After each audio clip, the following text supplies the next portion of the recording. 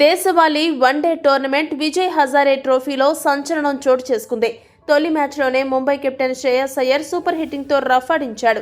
కర్ణాటక జట్టు బౌలర్లను బెంబేలెత్తిస్తూ ఊచకోత బ్యాటింగ్తో విధ్వంసకరమైన దూకుడుతో సెంచరీ చేసి కదం తొక్కాడు. అయ్యర్ ధనాధన్ ఇన్నింగ్స్ దెబ్బకు ముంబై జట్టు భారీ స్కోరును సాధించింది. 2024-2025 ఎడిషన్ రౌండ్ 1లో భాగంగా గ్రూప్ సిలో ఉన్న ముంబై, కర్ణాటక జట్ల మధ్య అహ్మదాబాద్లోని నరేంద్ర మోదీ స్టేడియంలో తొలి మ్యాచ్ జరిగింది.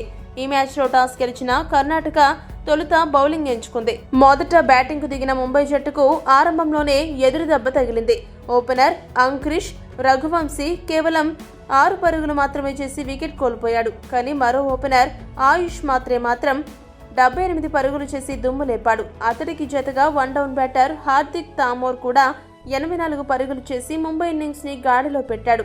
అయితే ఈ విధ్వంసం మరిచిపోకముందే 4వ స్థానంలో వచ్చిన శ్రేయస్ అయ్యర్ ఆకాశమే హద్దుగా చెలరేగుతూ సునామీ బ్యాటింగ్ తో కర్ణాటక బౌలర్లపై విరుచుకుపడ్డాడు. కేవలం 55 బంతుల్లోనే 5 ఫోర్లు 10 సిక్సర్ల సాయంతో 207కు పైగా స్ట్రైక్ రేట్ తో 114 పరుగులు చేసి ఆఖరి వరకు అజేయంగా నిలిచాడు. ఇక శ్రేయస్ అయ్యర్ కెప్టెన్ ఇన్నింగ్స్ తో దుమ్ము లేపగా pace bowling allrounder Shivam Dube కూడా ధనాధన్ బ్యాటింగ్ తో విజృంభించాడు. 36 బంతుల్లో 5 ఫోర్లు 5 సిక్సర్ల సాయంతో దుబే 63 పరుగులు చేసి అయ్యర్కు అండగా నిలిచాడు. ఇద్దరు ఆఖరి వరకు అజేయంగా నిలబడి విధ్వంసం సృష్టించడంతో ముంబై జట్టు భారీ స్కోర్ సాధించింది.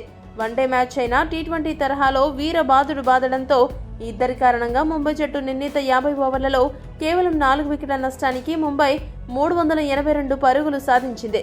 అయితే ఈ మ్యాచ్లో team India T20 captain Suryakumar Yadav మాత్రం విఫలమయ్యాడు.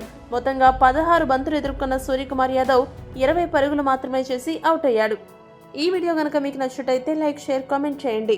మరిన్ని స్పోర్ట్స్ అప్డేట్స్ కోసం మా ఛానల్ని సబ్స్క్రైబ్ చేసుకోండి.